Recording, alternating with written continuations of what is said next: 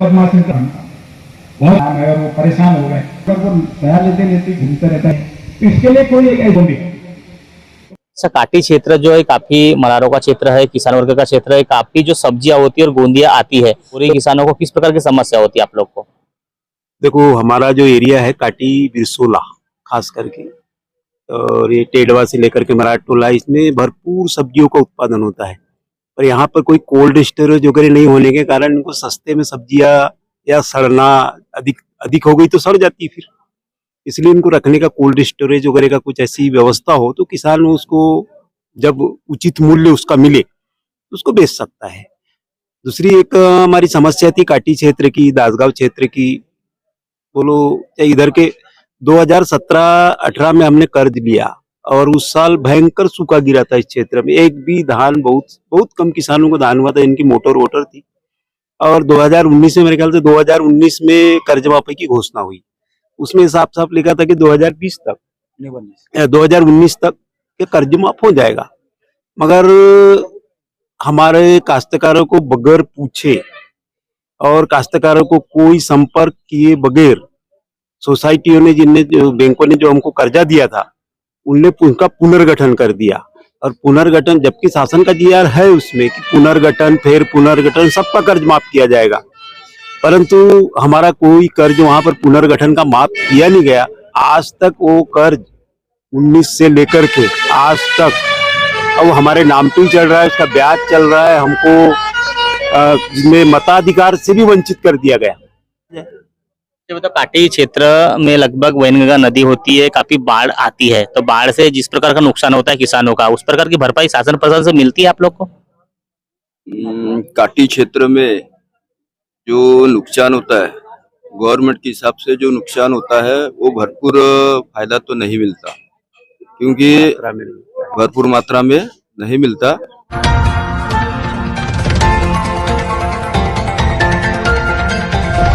इस देश के महत्वपूर्ण है किसान। गोंदिया भंडारा जिले की अगर बात करें तो पूरा जो किसान वर्ग है और खेती के ऊपर जो है अवेलेबल रहता है। उसी तरह आज जो है किसान परिषद यहाँ पर थी। आइए जानेंगे किसान परिषद लेने का क्या मकसद है और किसानों को इससे क्या फायदा होगा। क्या बोलेंगे, किसानों को इससे क्या फायदा होगा किसान परिषद से? अपना परिचय दे दो। मैं सर गोविंद भैयालाल तुरकर टेडवा, किसान परिषद का अध्यक्ष 2006 से हूँ। और उसके फायदे का जो विषय कि जो किसानों के हित में जो शासन जो निर्णय लेती है और जो शासन के निर्णय होते हैं उसको इम्प्लीमेंट करना, आम किसानों तक उस बातों को पहुंचाने का काम प्रथम शासन से करते हैं। ये कोई राजनीतिक मंच नहीं है, तो हम सीधा हमारा जो संवाद होता है वो हम प्रशासन से रखते हैं, प्रशासन के अधिकारियों से रखते हैं, जिलाधीश से रखते हैं। तत्पश्चात फिर हम राजकारण में प्रवेश करते हैं कि साहब हमने ये बात रखी, आप थोड़ा सहयोग करें, या जो भी उसको बोलने के लिए, इम्प्लीमेंट करने के लिए आप उनको आदेशित करें। ये हमारा मुख्य उद्देश्य है। अब इसमें बहुत कुछ बातें, जो अब मुख्य मुद्दे पे मैं आ रहा हूँ, बहुत सारे मुद्दे तो आपने सुने, मैं आपको लेटर भी, पत्र भी देता हूँ। ये डांगुरली बैरेज के बारे में साहब हमारा 2012 साल से, और माननीय जयंत पाटिल साहब जिस समय सिंचाई विभाग के मंत्री थे, उनका पत्र मुझे मिला है किसान परिषद, ये योजना मंजूर हो चुकी है। और आपको बताया कि ये डांगुरली बैरेज इतना अत्यंत आवश्यक है कि जिससे पूरे गोंदिया पूरे तालुका में पानी की मुबलक स्तर बढ़ेगा। और आप जैसे जानते हैं कि आज पानी का भूस्तर इतना नीचे जा रहा है, जल पातळी इतनी नीचे जा रही है। हमारे गोंदिया में 2 टाइम गर्मी में पीने का पानी नहीं मिलता। किसानों को कहाँ से मिलेगा? किसानों, और बार बार यहाँ किसान बोरवेल्स कर रहे हैं, बोरवेल्स खोद रहे हैं। पानी की जब पातळी रहेगी नहीं तो आखिर पानी रहेगा कहाँ? आज हमारे यहाँ पर डांगोरली, हमारे यहाँ से 7 किलोमीटर पे डांगोरली गांव, वहां से बैनगंगा बैरेज, तो वहां पर एक बैरेज बनाना नितांत आवश्यक है, जिससे वहां पर योजना जो तैयार है, डांगोरली टेडवा उपसा सिंचन, नवेगांव देवरी उपसा सिंचन, यहाँ पानी रुकने से यहाँ के क्षेत्र के संपूर्ण किसानों को पानी की मुबलक उपलब्धि होगी, गोंदिया में पेयजल की समस्या का हल होगा। और मुझे साहब शर्म इस बात पे आती है कि आज तक के ये गोंदिया के जो बड़े बड़े विधायक और नेतागण है, आज तक ये छोटी सी बात पर ध्यान नहीं दे पाए। अपने गोंदिया को पीने का पानी मुबलक उपलब्ध नहीं कराया, फिर किस प्रकार का विकास कर रही है? आज रोड और रास्ते में जमीन ले जा रही है, आज कृषि भूमि कम हो रही है, कृषि के ऊपर में अगर ध्यान नहीं होने से कृषि करने वाले कम होते जा रहे हैं। तो मुझे मेरा प्रश्न है आपके माध्यम से कि मैं नेता को पूछना चाहता हूँ, जनप्रतिनिधियों को पूछना चाहता हूँ, शासन को पूछना चाहता हूँ, तो फिर आखिर अनाज हमारी बढ़ती हुई जनसंख्या को आखिर दोगे कहां से? क्या चाइना से प्लास्टिक का चावल मंगाओगे? आज हमारा इतना भरण पोषण कैसे होगा? आज आने वाला समाज आखिर भोजन कैसे करेगा? पोषण तो भोजन से ही होना है ना, और वो जमीन से आना है। इसीलिए हमारा किसान परिषद इस मामले में ये करता है कि भाई आप किसानों के हित में सोचें। आज हमारा 80% की आबादी हम किसानों की है, तो कम से कम हम 365 दिन आपको एक साल में रहते हैं, तो कम से कम 150 से 200 दिन तो हमको दीजिए, आप किसानों के साथ बैठिए तो सही। और एक आपके माध्यम से साहब बहुत एक कड़क बात आपसे कहना चाहता हूँ, हमारे गोंदिया, विशेष तौर से गोंदिया विधानसभा के अंतर्गत इतनी हमारे किसानों की अनदेखी की जा रही है। यहाँ कोई नेता बैठने को हमारे साथ पसंद नहीं करता है। हमारे किसान परिषद का उनको निमंत्रण जाता है कि साहब हमारी वो है, आप बैठिए, वो हमारे साथ आना पसंद नहीं करते। पता नहीं उनको क्या प्रॉब्लम है या क्या है। तो साहब इस मामले में फिर किसानों को कुछ ना कुछ कड़क कदम उठाने पड़ेंगे। आने वाले समय पे आप जानते हैं विधानसभा के चुनाव है, इसका पूरा असर उन पर पड़ने वाला है। और मैं कहता हूं कि इस बार जो किसान के माध्यम से जो वोट लेने चाहते हैं, जो भी राजकारण वाले चाहते हैं, मैं उनको एक ही चीज खुला आह्वान आपको कहता हूं कि आपको किसानों के साथ बैठ के कमिटमेंट करना पड़ेगा, एफिडेविट करना पड़ेगा कि आपके दिनों में से इतने दिन हम किसानों को आप देंगे।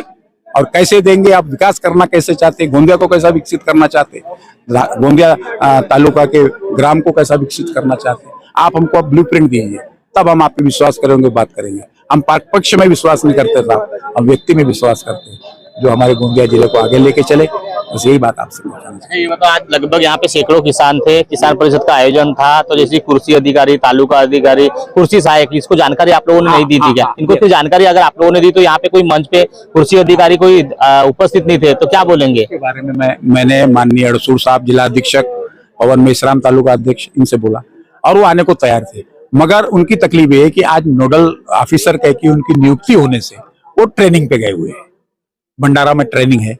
किसी को भी तो विभाग के जो कर्मचारी भेज सकते थे। ठाकुर साहब आए थे, वो आए थे उनके बिहाफ में, तो बोले सर हम आने वाले समय पे ये करेंगे। हाँ, मगर फिर भी हमारे यहाँ पर जो तालुका कृषि डिपार्टमेंट है, इस मामले में बहुत ज्यादा क्या कहना चाहिए, नीरसता का वातावरण है। यानी कृषि निष्क्रिय बोल सकते हो उसको, निष्क्रिय है। जैसे आप काटी के प्रगतिशील क्षेत्र करिए, वहां पर जो मैडम है बहुत अच्छा काम कर रहे हैं। हमारे यहाँ पर तो पैसा ही नहीं चलता मैडम, एक मैडम को 21 गाँव है। तो इस शासन ने ध्यान देना चाहिए, कृषि सहायकों की संख्या बढ़ाया जाए, वो किसानों के बीच में जाए। तीसरी बात आपके माध्यम से कहना चाहता हूँ साहब, अभी जैसे किसान खेती में जो बीमारी लगती है, अब हमारे खेत में क्या बीमारी है ये कौन बताएगा? कृषि अधिकारी बताएगा। मगर यहाँ उल्टा है, यहाँ किसान दुकान में जाता है और दुकान में वो दुकानदार को पूछता है और बताता है साहब इसमें मैं क्या दवा मारूं। वो अपने धंधे के हिसाब से 2-4-5 बोतली थमा देता है और वो अपना धंधा करता है। फायदा हुआ तो ठीक, नहीं हुआ तो फिर किसान का घाटा है, फिर लागत बढ़ गई किसान की। तो ये भी रुकना चाहिए। तो कहना कि तालुका डिपार्टमेंट जो है, मैंने बोला भी अपने उद्बोधन में, ये सक्रिय होना चाहिए, क्योंकि हमारे किसानों के लिए सबसे महत्वपूर्ण विभाग है। महसूल विभाग के मामले में मेरा कहना है, शासन आपलादारी एक तो महाराष्ट्र शासन की योजना है साहब, ये तो कोई मेरी नहीं है। हम चाहते हैं कि महाराष्ट्र शासन आपलादारी, जब शासन कृषकों के लिए इतना रुपया खर्चा कर रही है, तो भाई उसका योग्य रीति से नियोजन तो करे, ताकि ये छोटे मोटे जो मामलात है, ये जो किसानों के छोटे छोटे हक छोड़ का विषय है, वारसान फेरफार का विषय है, अपना क्या बोलते हैं जमीन की जो रजिस्टर, अपना क्या बोलते हो, नाम चढ़ गए या हक ये हो गया, बहुत सारी प्रॉब्लम्स रहती है। तो ये इसका समाकलन हो सकता है। वो किसान प्रताड़ित नहीं होगा, कचहरी के चक्कर नहीं लगाएगा, अर्जिनेशों के चक्कर लगाते आए बाय रुपया मांग लेते हो और वो बेचारे लुट रहे हैं साहब। इसलिए बंद होना चाहिए। शासन आपलादारी का प्रोग्राम बहुत सटीकता से लागू हो, महाराष्ट्र शासन कराए और उसमें समस्त अधिकारी बैठ करके, जनप्रतिनिधि बैठे और किसानों की समस्या सुने और सुलझाएं। जनप्रतिनिधि को भी इसकी जानकारी दी थी आज किसान परिषद, उनको आना है क्या? जनप्रतिनिधि को साहब जानकारी नहीं देते, क्योंकि क्या गुहार लगाएंगे किसान परिषद के माध्यम से आप? हमने जनप्रतिनिधि को हम यही गुहार लगाएंगे कि जो हमने अभी तक जो मुद्दे आपके सामने जो रखे हैं, इन बातों पर आप गंभीरता से विचार करें। क्योंकि साहब हमारी चिल्ला, हम तो यहाँ बोलेंगे, मगर आफ्टर ऑल मुद्दा तो विधानसभा में गूंजना चाहिए ना। नियोजन तो, निर्णय तो वहीं से आना है। तो हमारी आवाज विधानसभा तक आप पहुंचाने का माध्यम है। यहाँ का चाहे आमदार है या खासदार है, वो हमारी बात को पहुंचाने का एक माध्यम है ना। वो माध्यम सटीक होना चाहिए, उसको जानी होना चाहिए किसान के साथ क्या प्रॉब्लम है। अभी जैसे चुनाव का वक्त है, तो मैं ज्यादा कुछ कहना नहीं चाहूंगा इस विषय में, क्योंकि थोड़ा मेरी बात फिर थोड़ी राजनीतिक हो जाएगी, इसलिए बाद में फिर इस बात को कहेंगे। मगर ये मेरा एक ही विषय है कि भाई किसानों के हित में बात आप करें, क्योंकि मैं बहुत ठाम निश्चय के साथ आपके माध्यम से कहना चाहता हूं कि गोंदिया का विकास अगर करना है, गोंदिया विकास को, परिसर को एक नंबर करना है, तो यहाँ के किसानों का विकास होना चाहिए। क्योंकि आज गोंदिया का जो व्यापार है, जो हार्डवेयर है, कपड़ा व्यापारी है, धान व्यापारी है, जो भी है, वो डिपेंड यहाँ के काश्तकार। यहाँ का धान उत्पादक किसान अगर सक्षम होगा, निश्चित रूप से हमारा गोंदिया प्रगति करेगा, गोंदिया जिला प्रगति करेगा। ये मैं उनसे, प्रतिनिधियों से कहना चाहूंगा कि वो हमारे साथ वक्त दें, हमको हमारी समस्याएं सुने और सक्षमता से सुन के वो बात आगे ले जाए। जैसे वर्ग 2 वर्ग 1 के बारे में मैंने आपसे कहा, मैंने आदरणीय देवेंद्र जी फडणवीस से संबंध में चर्चा की, उनको समझा। अरे बोले ये तो बहुत ही, उन्होंने तुरंत ही अध्यादेश जारी किया। आज हमारे काश्तकार जो 2-2 हजार 3-3 हजार रुपए प्रति गट पर साहब लिए जाते थे, रजिस्ट्री रुक जाती थी। यानी आगे जमीन आपकी वर्ग 2 है, उसका 7 बार है, वो रजिस्ट्री नहीं होगी, आप तुरंत उसको वर्ग 1 कराइए, तो उसके लिए उनको 2-2 हजार 3-3 हजार रुपए खर्च करने पड़ते थे। आज जो किसान परिषद के माध्यम से उन्होंने हमारी बात समझी, परखा उस बात को, अध्यादेश जारी हुआ, आज किसान की भूमि वर्ग 2 की 1 में आ गई। आज वो फ्रीली अपनी जमीन की रजिस्ट्री खरीद फरोख्त कर सकते हैं। तो ये बताइए, किसानों को अन्नदाता माना जाता है, तो किसानों के लिए जैसे जमीन में पानी हो 24 घंटा, फसल अच्छी हो, इसके लिए जो जनप्रतिनिधि काम नहीं करते, तो क्या बोलना चाहेंगे शासन प्रशासन को या विधायक को? देखिए, जो भी जनप्रतिनिधि है अपनी क्षेत्र की समस्या को उसका पहला काम होना चाहिए कि कितना सुजलाम सुफलाम कर सकता है, उसके लिए उस जनप्रतिनिधि में कार्यरत होना चाहिए। और नहीं करता है तो उसको जनप्रतिनिधित्व करने का कोई भी अधिकार नहीं बनता है। और सिर्फ रोड रस्तों की राजनीति से काम नहीं होगा जब तक हर हाथों में काम नहीं होगा। और वो काम कहाँ से आएगा, क्योंकि ये कृषि प्रधान जिला है और हिंदुस्तान का सब में सुंदर जिला है। कृषि प्रधान जिला है तो यहाँ पे कृषि बेस्ड इंडस्ट्री का डेवलपमेंट होना चाहिए। और कृषि बेस्ड इंडस्ट्री का डेवलपमेंट हो तो आप लोगों ने देखा होगा कि हर व्यापार दीपावली के पहले हर व्यापारी अपनी दुकान सजा के रखता है। उसको भी लगता था कि मेरे को कृषि से जो धान निकलेगा, जो फसलें निकलेगी, उसको बेच के किसान मेरे दुकान से माल। तो ये क्षेत्र का विकास, सर्वांगीण विकास करने का इससे सुंदर अच्छा मॉड्यूल कुछ नहीं हो सकता। और इससे अच्छा मॉडल यहाँ पे अभी जो देखेंगे आप, इससे अच्छा मॉडल नहीं हो सकता, मैं बोलता हूँ। और अभी आप देखेंगे कि यहाँ का पलायन जो हो रहा है, गांव से पलायन शहरों की तरफ, शहरों से बड़े शहरों की तरफ, तो ये कारण क्या है? क्योंकि अभी किसानी में लोगों के पास में आय का स्रोत कम हो गया है। तो आय का स्रोत बढ़ाने के लिए कृषि बेस्ड इंडस्ट्री का डेवलपमेंट जब तक नहीं होता तब तक हमारा बच्चा यहाँ पे रुकेगा नहीं, खेती के मजदूर को काम मिलेगा नहीं, खेती करने वाले प्रोडक्शन वाले किसान को का उसका उचित दाम नहीं मिलेगा। तो उसका बच्चा, जब हमको देखेंगे कि एक इंजीनियर का बच्चा यदि 10 लाख रुपए कमाता है, वो बच्चा क्या किसान का बच्चा यदि 1000 रुपए कमाता है, तो उसके मन में आएगा मैं पढ़ के फिर मैं शहर की तरफ। लेकिन शहरों में भी जीवन उतना ही कठिन हो चुका है। तो हमारे को एक ही चीज का फोकस करना पड़ेगा। हमारा जिले में हम जितना रोजगार की क्षमता बढ़ाएंगे, और रोजगार की क्षमता बढ़ाने के लिए अदानी जैसे प्रोजेक्ट की जरूरत नहीं, हमको कृषि बेस्ड इंडस्ट्रीज की जरूरत है, व्यापारिक मॉड्यूल की जरूरत है। जो व्यापारिक मॉड्यूल से हम लोगों के आय का स्रोत बढ़ाएंगे, तो ऐसा करने से ही हमारा किसान सक्षम होगा, हमारा गांव का मजदूर सक्षम होगा, हमारा पढ़ा लिखा बच्चा यहाँ रुकेगा। और जो बाहर शहरों की तरफ जो बढ़ाव होते जा रहा है, शहरों का विस्तारीकरण होते जा रहा है, वो रुकेगा और गांव पुनः सुजलाम सुफलाम और पहले जैसे भारत ग्राम में बैठता था वैसे ही बैठेगा। इतना मेरा कहूँगा। क्या लगता है, वर्षों से किसानों की जो समस्या चलती आ रही है कि आने वाले समय में किसानों की जो समस्या है वो दूर होंगी नहीं? क्या लगता है आपको? देखो, किसानों की समस्या दूर तभी होंगी जब शासन की तरफ से उनको अगर बेहतरीन मदद मिलती है।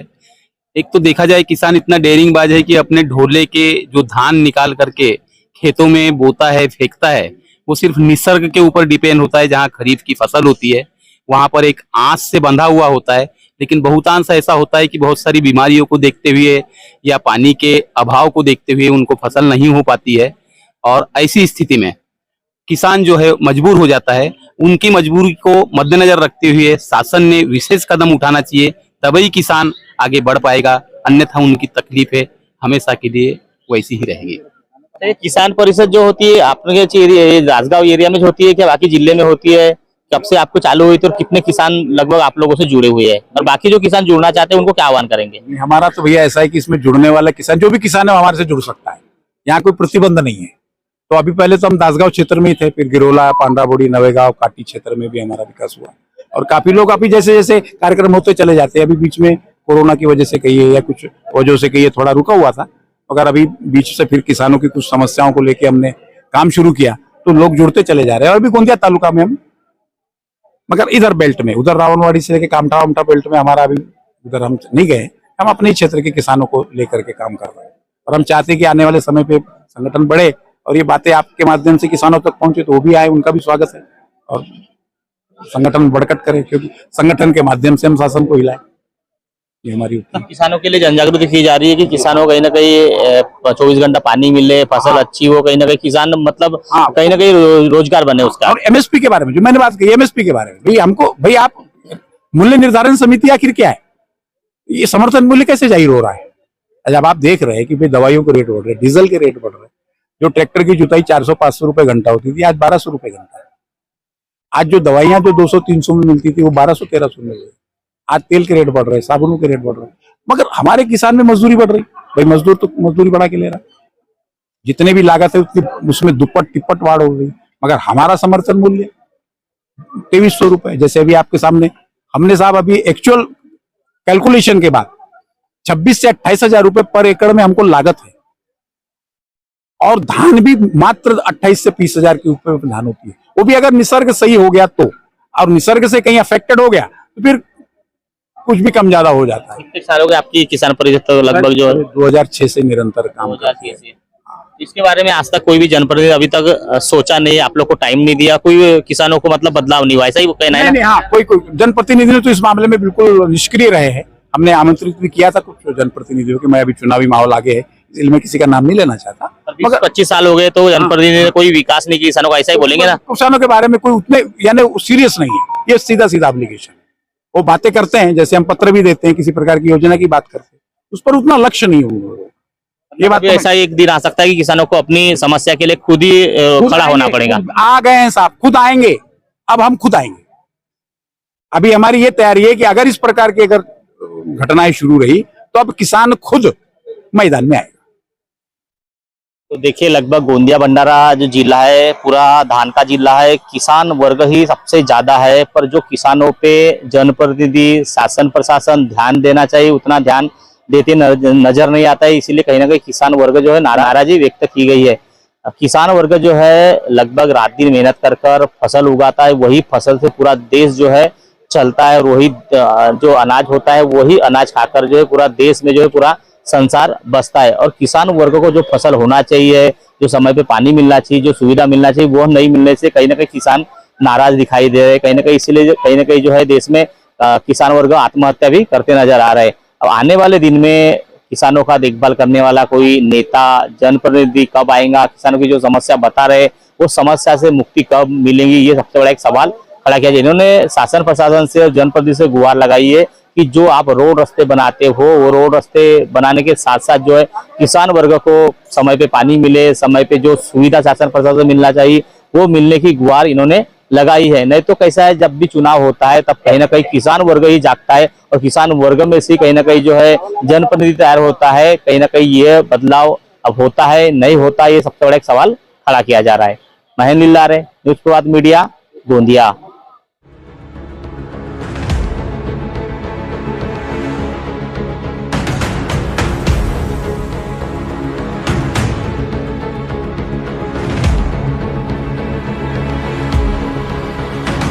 अब आपकी समस्या तूफान की तरह सरकार तक। न्यूज प्रभात मीडिया, न्यूज प्रभात मीडिया।